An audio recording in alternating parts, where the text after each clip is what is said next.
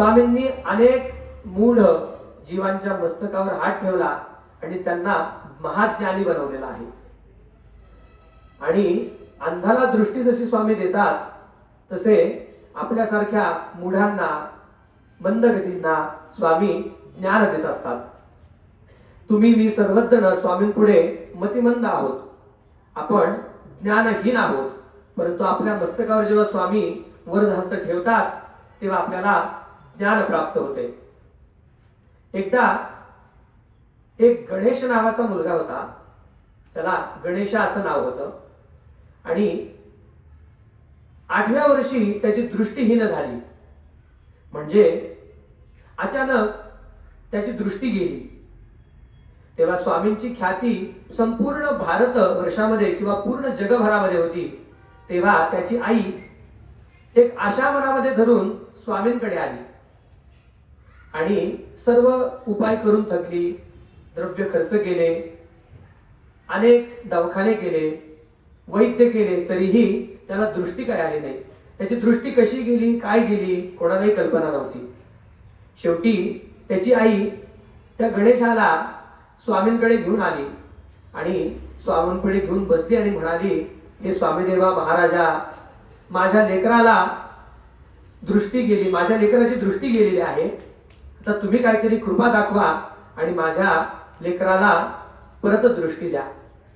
तेव्हा स्वामी काय म्हणाले, कारण याच्या मागे स्वामींची खूप मोठी लीला होती, सर्व रचयिते स्वामी आहेत. तेव्हा स्वामींनी त्यांना सांगितले, माझी परीक्षा घेण्यासाठी 5 राक्षस येत आहेत. माझी परीक्षा घेण्यासाठी 5 राक्षस येत आहेत. त्या राक्षसांची परीक्षा हा गणेश घेईल आणि याला दृष्टी नक्की प्राप्त होईल आणि हा महाज्ञानी होईल. तेव्हा सर्वांना प्रश्न पडला की आता स्वामींची नक्की कोणती लीला होणार आहे. तेवढ्यात 5 महाज्ञानी स्वामींची परीक्षा घेण्यासाठी तिथे आले होते. त्यांचं ज्ञान अपार होतं, परंतु त्यांना कल्पना नव्हती की स्वामी ही केवळ मानव मूर्ती नसून प्रत्यक्ष परब्रह्म आहेत. आणि परब्रह्माची प्रत्यक्ष दत्तप्रभूंची आपण परीक्षा घेणार आहोत, त्यांना कल्पना नव्हती. अत्यंत मंद आणि मूढमती होती. ज्ञान होते परंतु खूप मोठा अभिमान होता. म्हणून स्वामींनी त्यांचं तर गर्वहरण केलंच, परंतु त्या गणेशाला दृष्टी दिली. कशी दिली, तेव्हा ते 5 महाज्ञानी तिथे आले.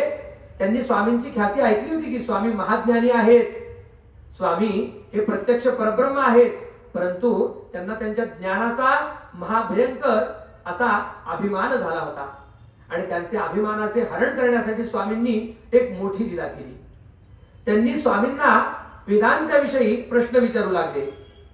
तेव्हा स्वामी फक्त हसत राहिले आणि त्या गणेशाला म्हणाले, गणेश बाळा, तू इथे ये आणि यांच्या प्रश्नांचे उत्तर दे.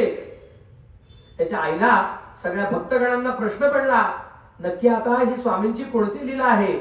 तेव्हा तो बाळ गणेश म्हणाला, स्वामी देवा, मला तर दृष्टी नाही, ज्ञानाचं उत्तर काय, मी यांच्यासमोर उभाही राहू शकत नाही, तर मी कसं काय उत्तर देऊ. तर स्वामींनी त्याच्यावर अशी कृपा दृष्टी दाखवली. स्वामींनी त्यांचा करुणा हस्त, कृपा हस्त त्याच्या मस्तकावर ठेवला आणि एक झेंडूचं पुष्प घेतलं आणि त्याच्या नेत्रांवरून फिरवलं. जेव्हा स्वामींनी त्याच्या नेत्रांवरून ते पुष्प फिरवलं तेव्हा त्याला दृष्टी परत आली. सगळ्यांना मनामध्ये सगळ्यांनी हा स्वामींचा चमत्कार पाहिला. आणि हा केवळ चमत्कार नव्हता, तर स्वामींची लीला होती. त्यांचा गर्वहरण करण्यासाठी 8 वर्षाचा तो बटू होता, बालक होता, त्याला बोलण्याचे सुद्धा ज्ञान नव्हते, परंतु जसे प्रश्न त्या 5 अभिमानी ज्ञानी योगींनी जसे विचारले स्वामींना, अचूक आणि त्यांच्या मनासारखे उत्तर, फक्त उत्तर म्हणून नाही तर त्या ज्ञानाप्रमाणे स्वामींनी कृपाहस्त जेव्हा मस्तकावर ठेवला तर त्याला महाज्ञान प्राप्त झाले आणि त्यांना सर्व त्यांच्या प्रश्नांचे उत्तर प्राप्त झाले. तेव्हा मनामध्ये प्रश्न उपस्थित झाला की आपली खूप चूक झालेली आहे, आपण समर्थांना स्वामींना ओळखू शकलो नाही. तेव्हा ते सर्वजण समर्थांच्या चरणांवर कोसळले.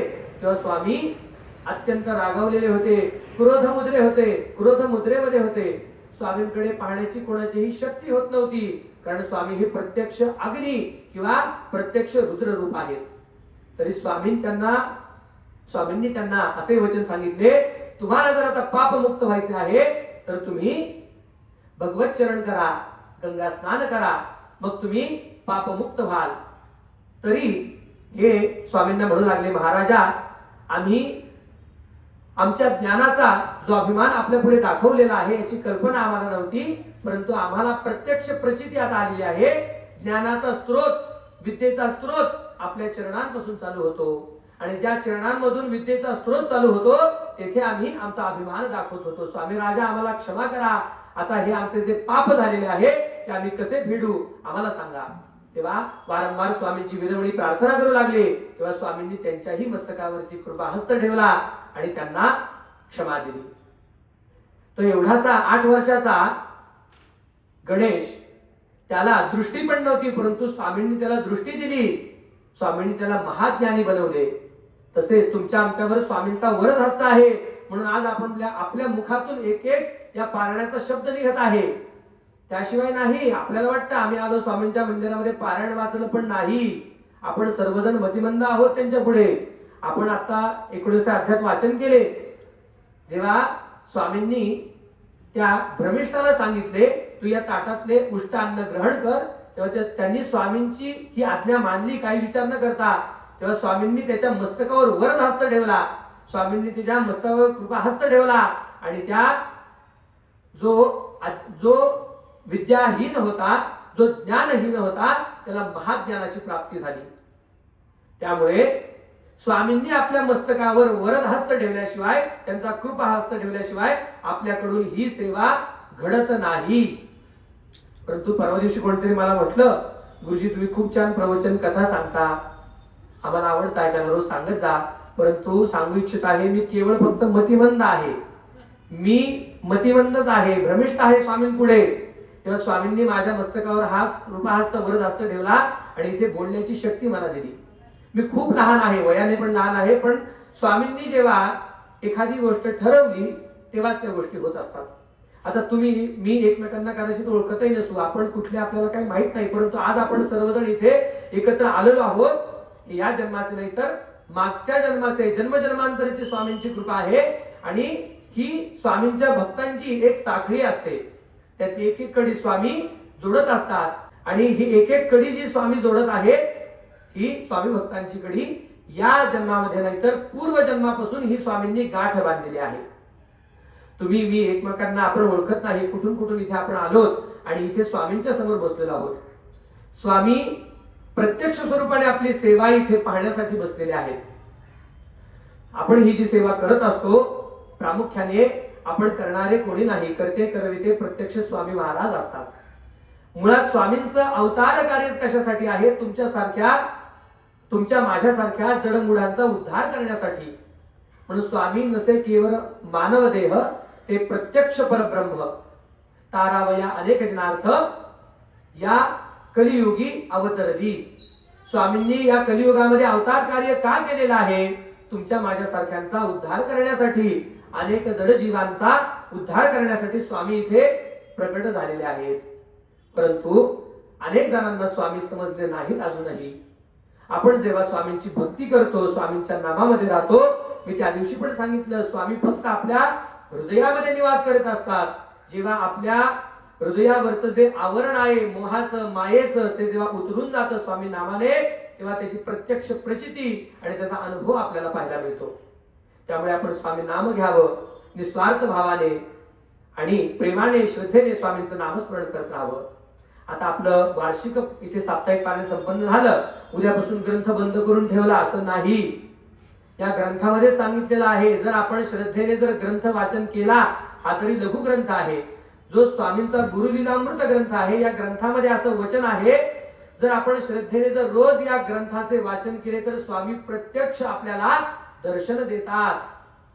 आणि एकदा दोनदा वाचलेलं नाही, त्याच्यासाठी पूर्ण जीवन व्यतीत करावं लागतं, तेव्हा स्वामी आपल्याला प्रत्यक्ष दर्शन देतात. आणि स्वामींच्या प्रत्यक्ष दर्शनाची इच्छा आपण मनामध्ये धरायचीच नाही. तर स्वामी जर आपल्याला प्रत्यक्ष दिसले तर आपण इथे जगू शकणार नाही, स्वामींना पाहू शकणार नाही. आपली तेवढी कोणाचीच तेवढी पात्रता नाही की आपण स्वामींना प्रत्यक्ष पाहू. परब्रह्म हा अनुभवण्यासाठी असतो. परब्रह्म परमात्मा हा अनुभवण्यासाठी असतो तर पाहण्यासाठी नाही. पण मी कालही म्हटलं की प्रथम पहावे ते चरण, मग करावे ते मुखदर्शन. म्हणून आपण स्वामींच्या चरणांमध्येच पडून राहायचं आहे. स्वामींना हे सांगायचं आहे, स्वामी राजा जीवनभर आमच्याकडून अशीच सेवा करून घ्या, आमच्यावर अखंड कृपा दृष्टी दाखवा. आपली ही जी 7 दिवसीय साप्ताहिक पारायण सेवा इथे संपन्न आज होत आहे. सर्वांना विनंती आहे, मनामध्ये कोणत्याही प्रकारचा अहंभाव खऱ्या अर्थाने जागृत होऊ देऊ नका. कारण स्वामी प्रत्येक भक्ताची विविध प्रकारे परीक्षा पाहत असतात आणि त्या परीक्षेमागे आपल्यावर त्यांचा कृपेचा वर्षाव असतो, परंतु ते आपल्याला समजून येत नसतं. त्यामुळे स्वामींच्या ग्रंथामध्ये सांगितलेलं आहे, आम्ही आहो स्वामी भक्त मिरवू नये लोकात, त्याचा होई दंभ व्यर्थ ते स्वामीस नावडे. आम्ही स्वामी भक्त आहोत म्हणून लोकांमध्ये मिरवण्याची खऱ्या अर्थाने गरज नाही. आणि दांभिक भक्ती तर कधीच करू नये. आता पारायण झालं, सगळं झालं, आम्ही खूप छान स्वामींचं पारायण केलं, दाखवण्यापुरतं नाही. आता आपल्या सेवेचे आपण जी सेवा करतो, आपण करतो म्हणण्यापेक्षा स्वामी आपल्याकडून जी सेवा करून घेतात, आपण स्वामींच्या नामामध्ये असतो, हे प्रत्यक्ष स्वामी महाराज आपल्या सभोवती येऊन पाहत असतात. स्वामी म्हटलेले आहेत, शेवट जेव्हा स्वामी निजानंदामध्ये विलीन झालं ते स्वामींच्या मुखातून एक श्लोक आला होता, अनन्याश्चिंतयन्तो माम ये जना पर्युपासते तेषां नित्याभियुक्तानां योगक्षेमं महाम्यहम्. जो अनन्य भावाने माझी भक्ती करतो, नाम घेतो, त्याचा योगक्षेम मी स्वतः पाहतो. म्हणजे स्वामी जेव्हा म्हणाले आहेत ना, हम गया नहीं जिंदा है, जेव्हा स्वामी जेव्हा त्यांच्या मानवी देहाचा त्याग करत होते, आता खऱ्या अर्थाने स्वामींनी फक्त मानवी देहाचा त्याग केलेला आहे. कारण मानव शरीर स्वामींनी धारण केलं म्हणून ते सोडणं गरजेचं आहे. श्री रामरायांनी पण मानव देह धारण केला, श्री कृष्णांनी मानव देह धारण केला, परंतु मानव देह असा आहे की तो त्यागावाच लागतो. स्वामी अशक्य गोष्टी शक्य करतात. स्वामींच्या जर मनात आलं तर तो देह स्वामींनी कायमस्वरूपी ठेवला असता, परंतु आपण मानव जन्माला आलेलो आहोत आणि प्रत्येकाला वाटतं खूप आयुष्य आपल्याला प्राप्त व्हावं, आपला मृत्यूच येऊ नये, सगळ्या सुखांचा खूप उपभोग आपण घ्यावा. परंतु हा जो मानव देह किंवा मनुष्य जन्म आहे हा खऱ्या अर्थाने भोग आहे, हा संसार पूर्ण भोग आहे. आपण हा भोगच भोगीत आहोत आणि 84 लक्ष योनी भोगून आपण इथे मनुष्य जन्मामध्ये आलेलो आहोत. ते कशासाठी? तर मोक्षाचा मार्ग आपल्याला या मनुष्य जन्मामध्येच प्राप्त होणार आहे. आपल्याला मोक्ष कुठे मिळणार आहे? तर या मनुष्य जन्मामध्ये मोक्ष प्राप्त होणार आहे आणि तो स्वामींच्या नामाने प्राप्त होणार आहे. आता समोर असलेला हा श्वान बघा, तो आता आपल्याला कल्पनाही नाहीये, परंतु त्याचं किती भाग्य आहे की तो रोज तो आरतीला येतोय, प्रसाद ग्रहण करतोय, ही कथा सगळी श्रवण करतोय. हे भाग्य त्याचं पण आहे. प्राण्या पक्ष्यांचं जे मगाशी ते कावळा बराच वेळ ओरडत होता, शेवटच्या अध्यायात ओरडत होता, तो 8 दिवस 7 दिवस कधी दिसला नाही, परंतु शेवटच्या अध्यायाला तो इथे जणू काही स्वामींचं नामस्मरण करत होता, स्वामींचं नाम घेत होता आनंदामध्ये. आपल्याला कल्पना नसते, परंतु स्वामींची लीला खूप आगाध आहे. या कणाकणामध्ये, प्रत्येक गोष्टीमध्ये, या दगडामातीमध्ये स्वामी प्रत्यक्ष आपल्यामध्ये बसलेले असतात. आपण ही जी सगळी सेवेमध्ये असतो त्याचे सर्व साक्षी स्वामी महाराज आहेत.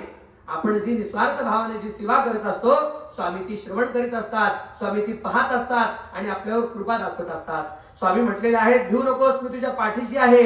याचा अर्थ असा नाही की संकटामध्ये फक्त स्वामी आपल्या पाठीशी आहेत, नाही, सुखामध्ये पण स्वामी आपल्या पाठीशी आहेत, दुःखामध्ये पण स्वामी आपल्या पाठीशी आहेत. आपण कर्म करीत असताना अत्यंत चांगलं कर्म करणं अत्यंत गरजेचं आहे.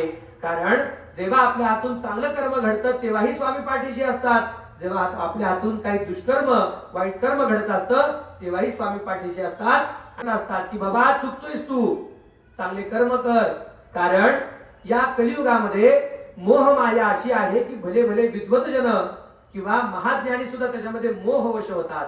पण ह्या माया चक्रातून आपल्याला जर बाहेर यायचं आहे तर एकच नाम, ते म्हणजे स्वामी नाम. आणि सर्वात महत्वाचं म्हणजे स्वामी नाम घेण्यासाठी आपल्याला काळा वेळाचं बंधन नाही. अहो येता जाता उठत बसता कार्य करिता सदा देता घेता वदन वसिता ग्रास घेता. आता सर्वात महत्वाचं म्हणजे आपण उठता बसता कधी स्वामींचं नाम घेऊ शकतो. स्वामी नामासाठी कोणती काळ, वेळ, प्रसंग असं सांगितलेलं नाहीये. हा स्वामी नाम, हा जो मंत्र आहे स्वामींचा, श्री स्वामी समर्थ हा जो मंत्र आहे, कित्येक जणांना मोक्षाच्या मार्गाला घेऊन गेलेला आहे. तसंच आपण मनुष्य जन्मामध्ये जर आपण जन्माला आलेलो आहोत तर मोक्षाच्या मार्गाची चिंता का करू नये. चिंता तर करण्याची आवश्यकताच नाही, कारण आपण स्वामी नामामध्ये आहोत आणि स्वामी नामामध्ये एवढं सामर्थ्य आहे, एवढी शक्ती आहे, तुमच्या आमच्यासारख्या जडजीवांचा उद्धार करण्याचं सामर्थ्य हे स्वामी नामामध्ये आहे. आता स्वामींकडे एवढं वात्सल्य आहे, स्वामींना भक्तवत्सल म्हटलं जातं, स्वामींना कृपा घन म्हटलं जातं. भक्तांच्या प्रती त्यांच्या मनामध्ये एवढं वात्सल्य आहे, करुणा आहे, भाव आहे. स्वामी आपली गुरुमाऊली आहे, स्वामी आपली आई आहे. जेव्हा आपल्याला असं वाटतं आपल्या जीवनामध्ये अंधार पसरला, तेव्हा स्वामींच्या नामाची एक अत्यंत प्रकाशमय ज्योत उत्पन्न होते आणि आपल्याला प्रकाश दाखवते.